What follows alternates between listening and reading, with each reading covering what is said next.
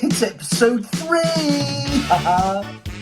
Here we are back at 15 Kittiwake Close, and yes, it's 1982.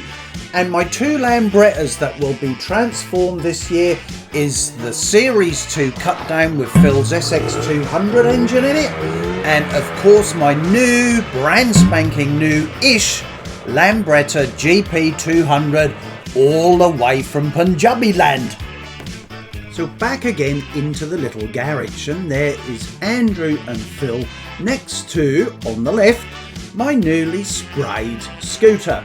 That was done in early 1982, and it was sprayed, funny enough, by a guy that was in the Cray Twins gang back in the 60s. That's another story for another day. All I know to this day is his name is Charlie. So first scooter rally of the year for us was Scarborough 1982, where I thought I'd be the bee's knees with my newly sprayed crackle finish scooter with a little bit of brass and chrome. How wrong I was, because everyone had came up with the same idea through the winter. Get rid of the mirrors and just get rid of all the bling and do nice paint jobs. Well, us newly formed scooter skins, and here I am with Richard and Phil. We are now firmly in the skinhead camp. Mwah. Next rally was Skegness again, but this time on my new paint job. And there's Leslie right next to my scooter. That is John Sharman's wife, who just got back into scootering after his gay motorbike experience and his crash. My lovely Lambretta performed magnificently there and back with Crispy on the back. We got a little bit tipsy that day, but decided to go back to our girlfriends the same day after a little kip on the side of the road, and that was Skeggy. Next up, Great Yarmouth. So Great Yarmouth was a great weekend away, all 12 mile away, that's all I can say, but we did have fun. It was great, everyone turned up. We had the new young mods from Alton Broad out on the fields, and here's a few photos of them. Here's a few photos of us in a tent. Then there's Crispy spreading his bum cheeks and generally just being a naughty boy. Now, while I loved my little cut down, no one was taking photos of it. So I thought, when it gets home, I'm gonna start spraying this little scooter into something a little bit more special, maybe a little bit more punky. As I'd seen Anti-Nowhere League live at the gala, and to this day still say it's the best gig I'd ever been to, and there was only probably 200 people in the room, I decided to spray it yellow, which is my favourite colour, and then add Anti-Nowhere League in where the toolbox lid used to be. That would be it for 1982. And 1983 would bring on a new era for all of us, and we will talk about that one in chapter 4. Now it's back to Gary in his little garage dash bar in 2024. Take it away, Gary.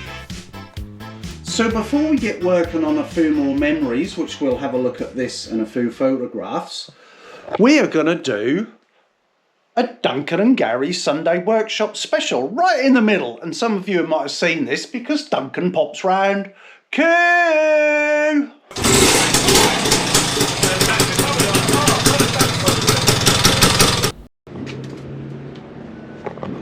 So here we are in Duncan and Gary's Sunday Workshop on a Friday again, and it's not my workshop. Duncan! We're around at Gary's. Look! Duncan! Did you go?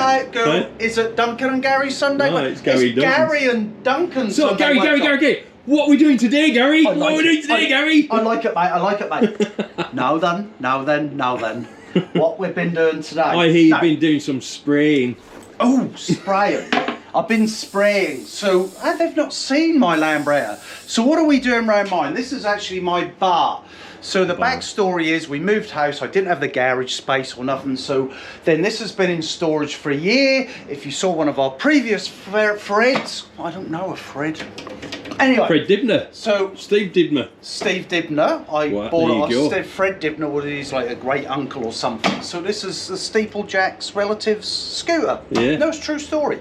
Now, point being, I'm going to do a tour around New Zealand for charity. It's going to be for prostate awareness, get your fingers, and for mental health awareness in men.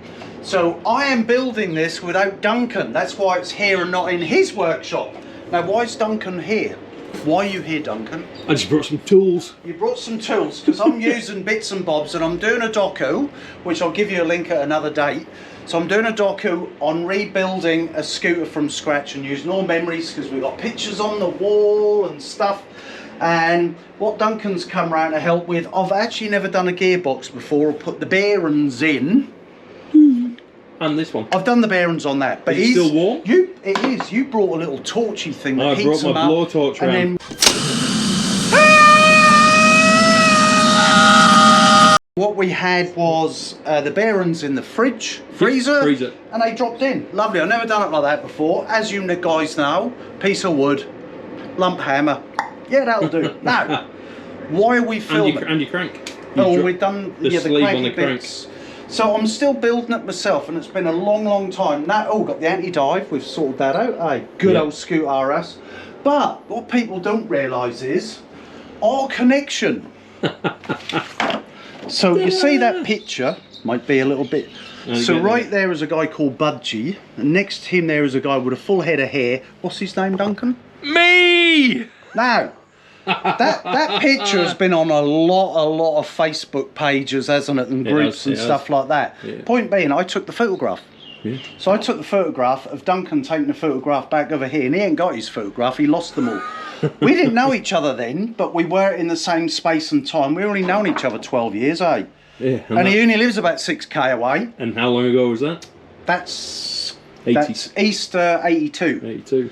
And I posted this in a Facebook group, didn't I? Yeah. And you went, Gary, that's me there with a camera. So that's okay. It's funny how small the world is. You go halfway around the world, meet other people down the road. Anyway, that's our connection with all of that. I don't like the man, by the way. Yeah. He's a pain in the ass. He's just had a new knee. I don't want to know him. Right. When a friend is knee, he come back here. What? You can go off people, you know. Yeah, anyway, this is Gazzers Bar. So there's my bits and pieces that I'm referring to at the moment as we go through my docu on rebuilding a scooter. This is, which we haven't mentioned, it's an original Italian. He hates it because he's all Indian. This is an original. Oh, no, very sorry. So this is just this is an engine I just put, it's an LI 150, but this is actually an SX 150 matching numbers to the frame, straight out of the factory in 1969. So it's a GP 150 that's actually got a 185 kit in it at the moment. We're just going to rebuild. It looks like it's ready for a big engine. It does, eh? Somebody's already done it. Someone's had a real good play on that. So that's it in Gary and Duncan's Gazzers Bar workshop.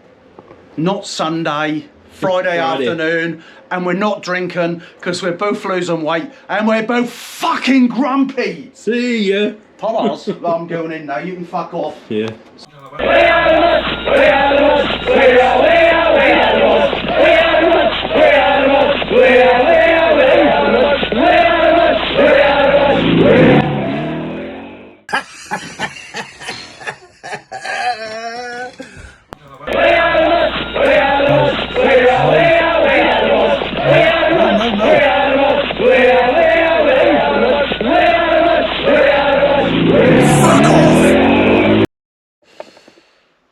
Welcome back to episode 3. I was thinking about seats. This one came with it. Someone, I think it was Steve, who I bought it off, put that on. They're a lot different, aren't they, than they used to be. I mean, that was the standard seat that came with the Indian one. That was actually quite comfy, split at the front, you can see that. But the old spring ones, which they were, oh God, didn't they half hurt your bloody ass.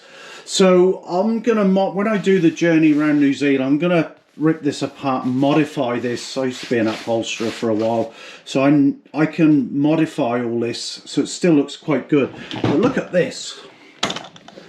That was off my LI that I had. And believe it or not, that's quite comfortable.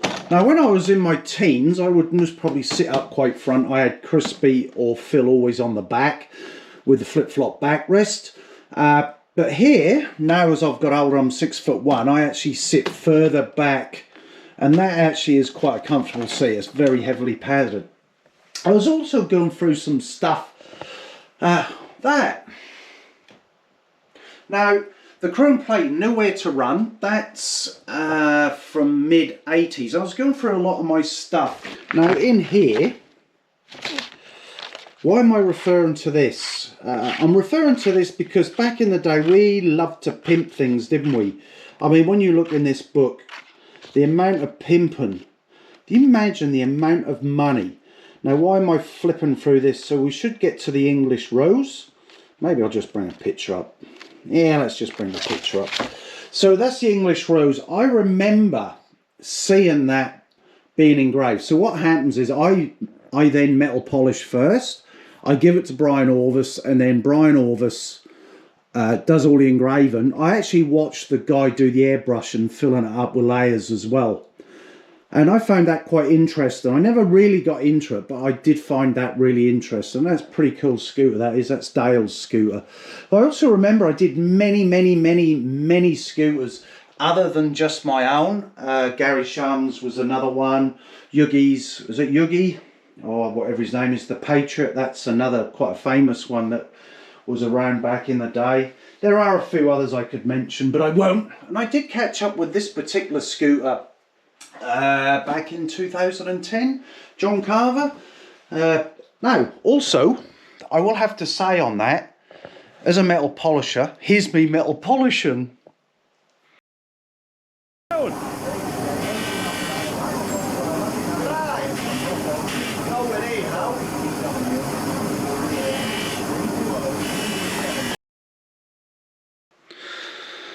So with the metal polishing, all the aggro that we had with all sorts of people, I'm not even going to mention their names because some of them I'm now actually still in touch with on and off through Facebook.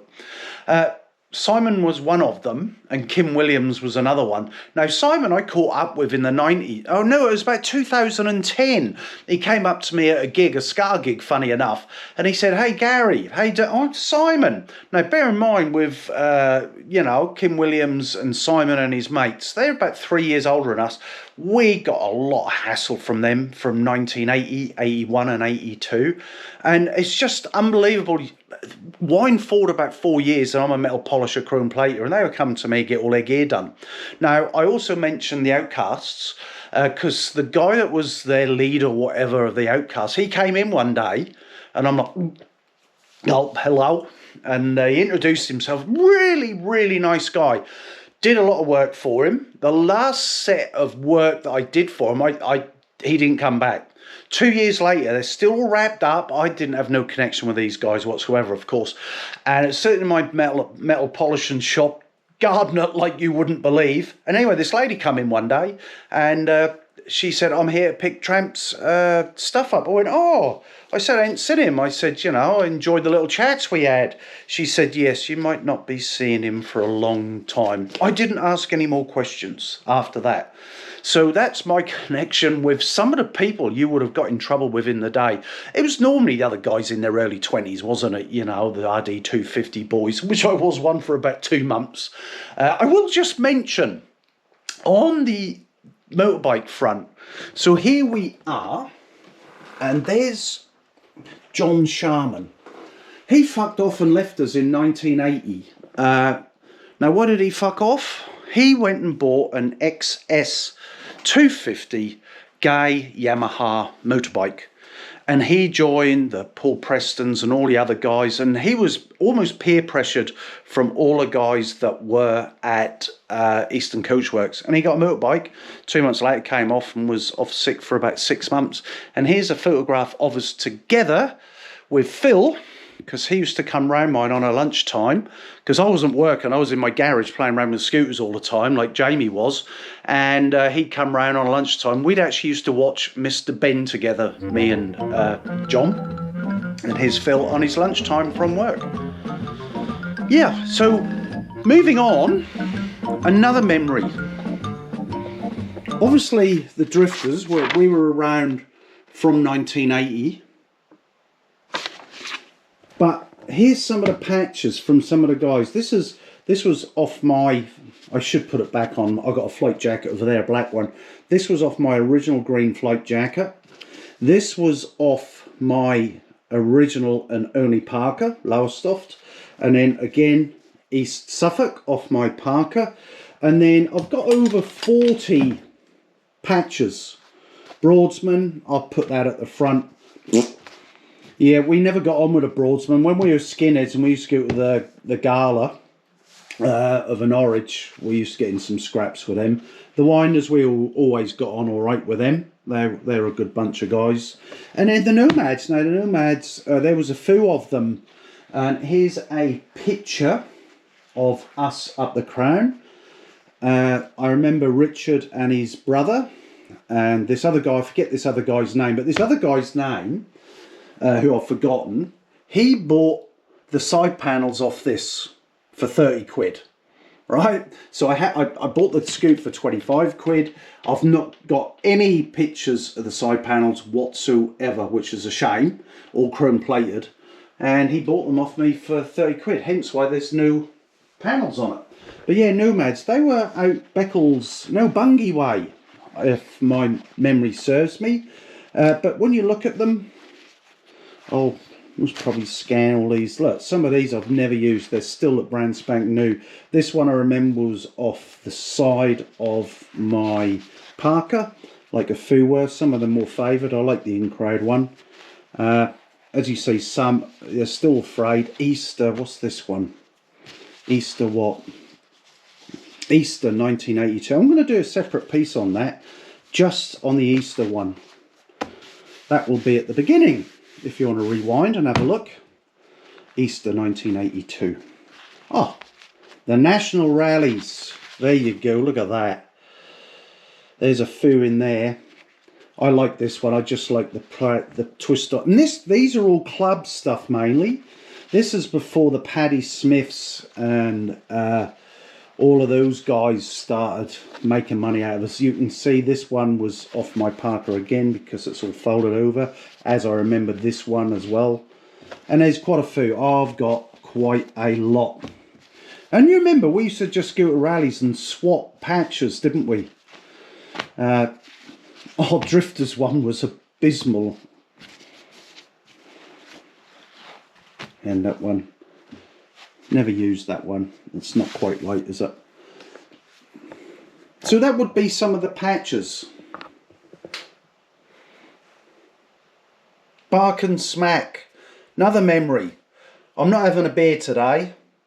And the Bark and Smack, every scooter round. I'm going to tell you a little story about this one as well. Inside there's a picture of a few people. I'm in there. And Simon Walker took the picture. My God, look. Yeah, he was pissed. And there's a picture of Simon Walker. And basically got on his Lambretta, went down the road, had an accident and ended up in hospital. As you do. Or we didn't, but he did. Troubled mind, that one as well, a troubled mind. But that's the Bark and Smack. We all went there. Last I heard it was shut. Which is such a shame. Like so many good pubs that are shut these days. And just to finish off on, this is a piece of sandpaper. No, I'm only joking. I caught you out there. Oh dear. Episode 4 coming soon.